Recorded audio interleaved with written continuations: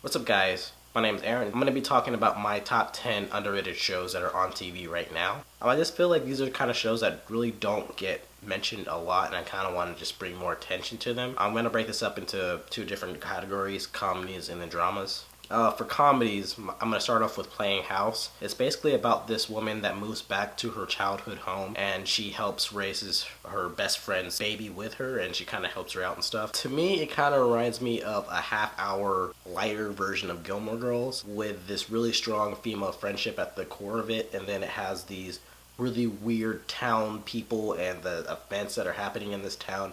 It kind of reminds me of Gilmore Girls, but like a half-hour version of it. It's from professional improvisers, so a lot of this dialogue is really snappy and really fast. A lot of really weird jokes and stuff. Lennon Parham and Jessica St. Clair, I feel like they have like really good chemistry together, comedic and drama wise. It doesn't have a lot of the drama moments that Gilmore Girls does, but whenever they do have those kind of more serious moments, they really do play off each other really well. Yeah, there's a lot of really funny people on this show too, like Keegan Michael Key and Zach Woods. They're really funny on this show. I would definitely recommend this show. If you kind of miss Parks and Recreation or Gilmore Girls, I would definitely give this a watch. The Carmichael Show, it's basically about Gerard Carmichael's like experience with his family and stuff, like how they interact. It kind of delves into these serious topics like Black Lives Matter, gun control, Donald Trump, presidential candidates and stuff, but it kind of does it in a humorous light. It takes it seriously, but it's pretty funny overall. Kind of like a throwback to shows like All in the Family by Norman Lear. Like they kind of have one topic for each episode and they kind of just talk about that and stuff. I think it's pretty funny for the format. I really don't like laugh track shows. I feel like the last one I really liked was How I Met Your Mother. I feel like the writing on the show is pretty funny. The actors are pretty committed to these roles and they add a lot to it to me. I feel like Loretta Devine on the show is pretty funny. I feel like the writing could be a little bit heavy-handed, but I feel like for the format,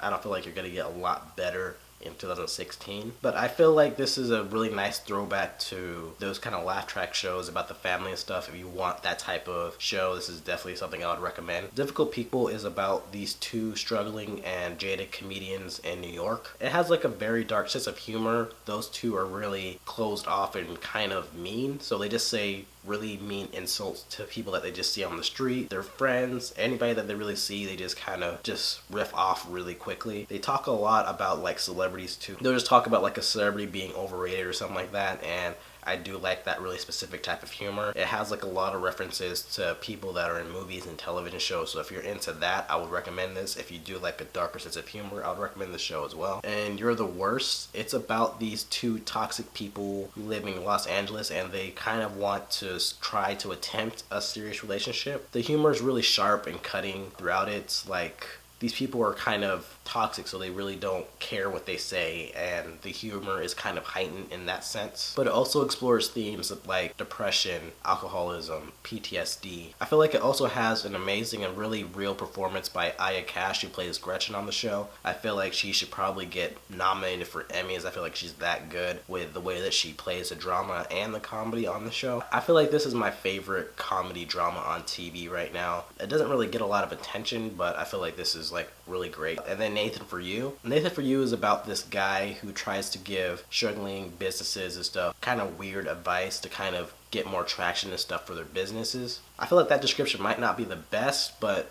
this show is just so crazy to me. It's so funny. He's so socially awkward and monotone that whenever he gives his advice, it comes across as really weird and really off-putting. The show to me is really more about how when he pitches these ideas to people, mostly they just do it just to be nice and they just want to not be mean to this dude. And I feel like some of the people just kind of act really combative and they just really don't like how this position that he's kind of putting them in, and it's really funny to me. I feel like Nathan is really funny. It comes across as so awkward that you just want to just do whatever he wants to say, just kind of be rid of him. And I feel like the editing just makes the show so much funnier. I would definitely recommend this show. I feel like the show is the funniest show on TV to me, and nobody really talks about it. For dramas, I'm gonna start off with Horace and Pete. These two family members who run this family-led bar that's been in their family for 100 years. These two leads are Louis C.K. and Steve Buscemi. I feel like it's so dark and so depressing. They talk about things like family, politics, and kind of nostalgia for an older time. And the show's kind of filmed like a play. I feel like the acting is so on point. You have so many people like Louis C.K. and Steve Buscemi.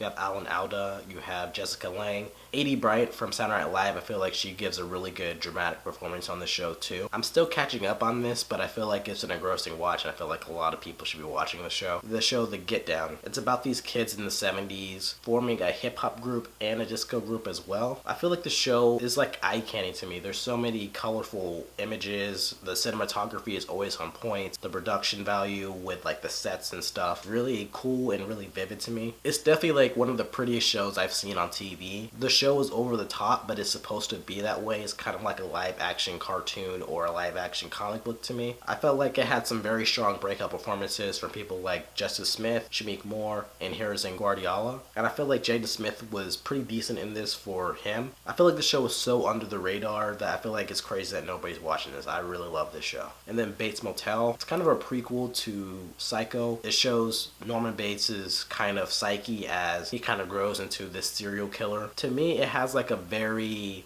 intoxicating mood, like Twin Peaks. Like, it really feels like that to me with the setting that it's in and just kind of the weird town and stuff. I feel like Vera Farmiga as Norma Bates, I feel like she's like amazing. Always comes across as so like manic and so crazy to me, but she also plays a comedy on the show really well. She's just such a really great actress to me. And I just love the serious look into this psyche as the show progresses. I feel like it's really kind of mature. Maybe not as in the first few seasons, but as the show goes on, it gets so much better to me. And I do think the relationship between Norma and Norman is so interesting to me. I just like their kind of weird codependent relationship that they're in together. Olivia Cook as Emma Ducote, I feel like she's always really good. I really like the actress. She's really cute, and I feel like she's really good in that role, even though she doesn't get a lot to do. Yeah, I feel like this show definitely gets under the radar. It's kind of labeled as lesser, but I feel like it's a really interesting watch as the show goes on. And then the show Rectify is about this guy who gets out of prison after 17 years of being in prison for murdering this girl. It's really not about if he killed this girl or not. It's really just like an exploration into how he tries to adjust to life after prison, how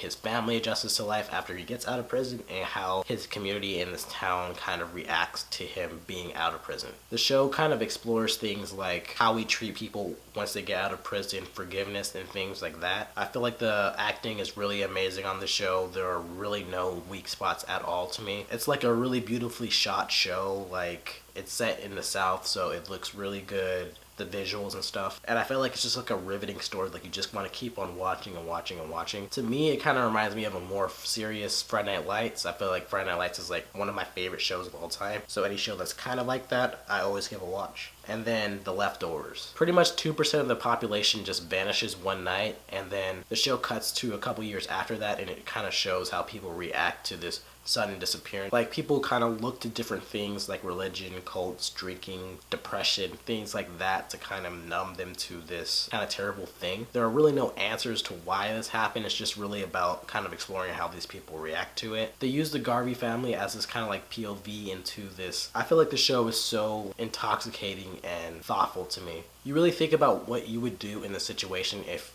2% of the population just vanished. I feel like the acting is pretty great all around. It really has like a compelling story, like the writing and just like the plot and stuff. And I feel like it has like outstanding visuals throughout the entire show. I thought the first season was a little scatterbrained and heavy-handed with the trying to force you to be depressed and stuff, but I feel like the second season was just so good. I felt like that was like my favorite season of television of all time. It's really great. To me, this is like my favorite drama on TV right now, outside of, I guess, Fargo. This is my favorite one. I would definitely recommend this show to a lot of people if you kind of like lost in shows like that. Yeah, so that's kind of my favorite shows that are kind of under the radar. What did you think? Do you have a couple shows that you feel are kind of overlooked? Let me know in the comments what you thought, and thanks for watching. Thanks, guys.